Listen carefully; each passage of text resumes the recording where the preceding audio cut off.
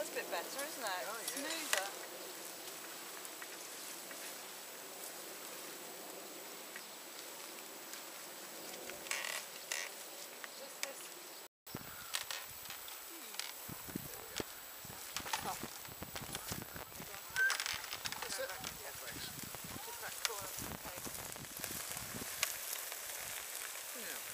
Hello, it's a Wednesday morning. We're at Lewes Organic Allotment Project, and it's been very dry up here, as you know, for the last couple of months really, so we have been having to water, but things are coming along. We've got the tomatoes coming along nicely here. We underplant the tomatoes with calendula or marigold, and that does all sorts of good things. It repels couch grass and wireworm, and it's a good companion plant for the tomatoes. A little bit further along, Mark's been planting in some salad seedlings. It's oriental salad mix, so things like pak choy and mizuna and mibuna.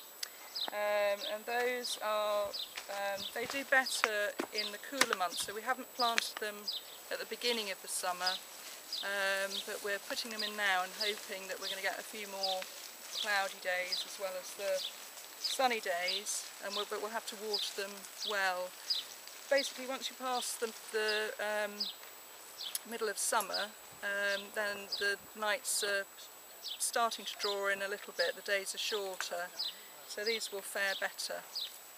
So, Mark, do you want to just explain how you've planted them, or whatever else you'd like to say about them? Yes, I've been planting these in 2 rows, random mixed salad leaves, 6 inches apart, in 2 staggered rows, so each of them gets enough space to grow into a full plant.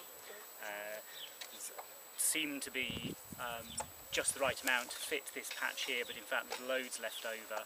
They do grow quite prolifically, so we're going to have to put the remainder of the seedlings in another patch over there. We've got net here, which is on the top of summer broccoli. It was eaten quite badly initially by it was either cabbage white butterflies, which you can see dancing around in the background, or it could have been pigeons.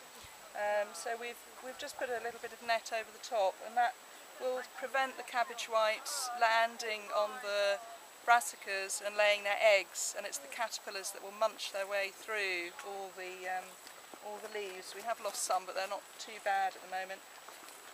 We've also let some radish go to flower, and the cabbage whites are drawn towards the flowers of those.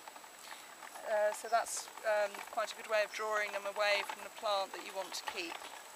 We've got 2 different types of beans here. We've got a climbing bean here, which is rather a pretty mottled bean, and we've also got some borlotti beans on these poles, and that's a bean for drying, so you'll let those get nice and fat, and it's just the bean, not the pod but the seed inside, that you can dry and store it and use it for soups in the winter, which is really nice.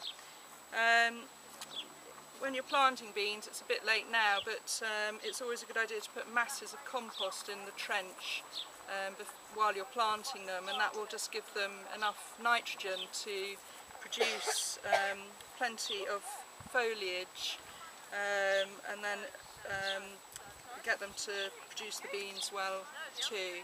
And obviously you need to water them really well, but we tend to water just really well once a week, and then they just get odd bits throughout the rest of the week, and that's usually enough.